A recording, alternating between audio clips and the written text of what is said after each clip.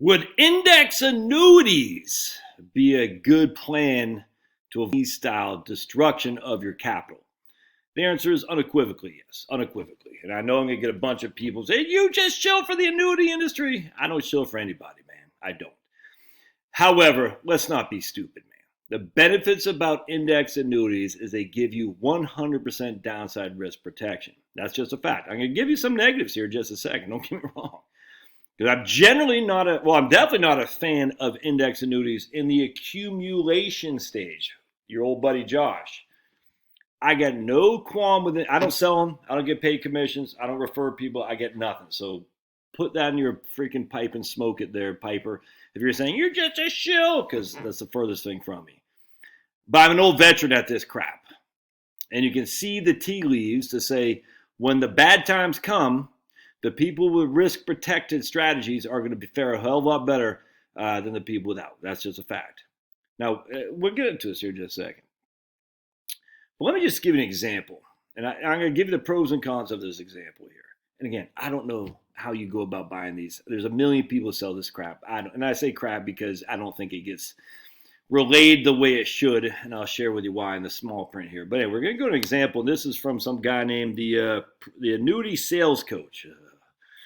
The Annuity Sales Coach. This is how you sell it. Look, when I was at First Union Bank, they had a couple guys come in to show us how to sell fixed annuities. It was so demeaning. That's what I hate about annuities. I don't hate annuities, the product, because like any product, it's neither good nor bad. Is this table salt? No, this is pepper. Is this good or bad? It's nothing. It just is, man. Is this dog? Look, see that? Is he good or bad? Well, salt makes my food taste better, but can also hurt me if I smash it into my head. And that's what annuities are. They're neither good nor bad. The problem is the annuity industry is allowed itself to be taken over by commission-based salesmen who just will, again, if you're a hammer, everything's a nail, and it drives me up the wall. I'll just never forget these guys come to my office like, you're not selling enough annuities. Well, here's how you do it. I said, looking around over my shoulder, look it up. I said, you haven't said one thing how this benefits a client, not one thing. So let's talk about how it benefits a client first, and then we can see about my sales statics, my sales strategy. But if it's not benefiting the client, I ain't touching it. That's all there is to it. So the first thing is, can I show you how this could benefit the client? That's what I would say if I was a annuity sales coach. And you say, yeah, so I'm going to show you how that is right now. Here is the benefits of index annuities. All right, and again, I don't know what the annual reset is. I don't know. I don't really care. That's a benefit, obviously. So let's see. Can I make this bigger? Hold on just a second. Let's try to make this bigger. Blink. Yeah, there we go. All right. So we're going to start in we're going to read the small print first. Participation rates can change annually, and they get a 50% participation rate. For purpose of this chart, a 50% participation rate is applied for all terms in the period of students' $100,000 initial premium. Index interest is credited only on amounts held for the entire term. So and I don't know what the term is on this. It's certainly not 22 years. This example assumes no money is withdrawn from the annuity. Early withdrawal charges apply if money is withdrawn. All right. Now I'm going to show you something else. This chart is based on actual rates for the time period of the S&P 500 only and does not include dividends. It's only point to point. That's what this says. They should say something in here. Point to point. It's in here someplace. But anyway, so this doesn't include dividends. All right. So I want to be clear there. Not including dividends is a big deal because we're going to show you. You can see where the S&P 500 is in the red. They got 100,000 is worth 387,000. Let me show you something. S&P 500 again is going to be worse on the upside because it doesn't have dividends, and it's going to be worse on the downside because it doesn't have dividends. All right. So the $100,000 invested in the S&P 500 at the end of the beginning of '98, at the end of 2021 is worth $387,000. Let me show you the difference when it comes to reinvesting of dividends. $100,000. I'm using the Vanguard S&P 500 because you can't literally invest in the index by itself. So we're using a mutual fund, and you'll see 100%. This guy's worth $750,000. All right, so that's pretty significant. So you gotta be careful when you watch the annuity salespeople who say, "Look at that! Oh my goodness!" The lack of reinvesting dividends costs you half of your portfolio. All right, so that's a big problem for me. Huge problem. All right, so what we're going to do, though, is we're going to go back And it goes from 100 to 126. All right, the annuity goes from 100 to 113. It goes from 100 to 151, so we're getting 50% of the up. Then the S&P 500 falls to $90,000, and the annuity is at, I guess that's 124. So at this stage, the annuity still looks pretty good. It absolutely does. Not so good, pretty good. Then the S&P 500 goes from 90 to 151. All right, remember, we're getting half of the increase in the S&P 500, and usually they cap it like 10% or something like that. This doesn't say a cap, but you got to do your own research on how your index annuity works. So at the end of 2008, the annuity is sitting at 162. 2007. At the end of 2008, the annuity is sitting at 162, and the S&P 500 is sitting at 93. Trust me.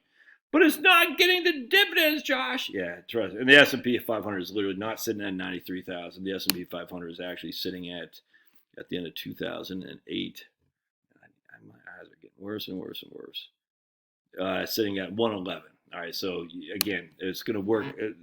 The S&P 500 looks worse on the down because it's not getting the dividends. It looks worse on the up because it is. So anyway, at the end of the day, the S&P 500 is sitting at 162. The annuity is sitting at 162. The S&P 500 is sitting at 111. All right, we aren't taking anything out of here, by the way. Now we fast forward, and it's not even close. I mean, the S&P 500. So the annuity is at, let's see, when they have the S&P 500 beating the annuity in 2020. I bet the S&P 500 beat it well before then. Let's see. So 2007. Let's go to 2016. The S&P 500 is at 289. 2016, the S&P 500 289. 2016, the annuity was at 249. So the S&P 500 has basically smoked the. Let's actually go to 2004. Let's go to 2015. The annuity is at 249. 2015, the S&P 500 was at right there. Yeah, so right, basically it crossed over roughly at the end of 2015. It was at 289, and the annuity was at 249. So probably right around here. Anyway, the point being is the S&P 500 smoked the annuity from 2000, we'll just say 15 to now. I mean, it's not even debatable.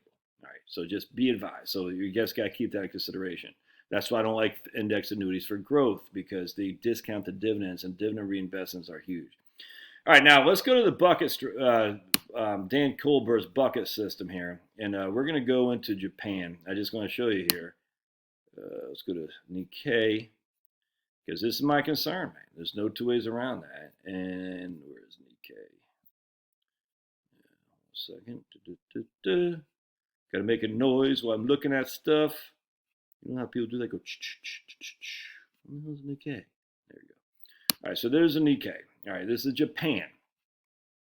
And what we're going to do here is we're going to say, look at this, from 1990.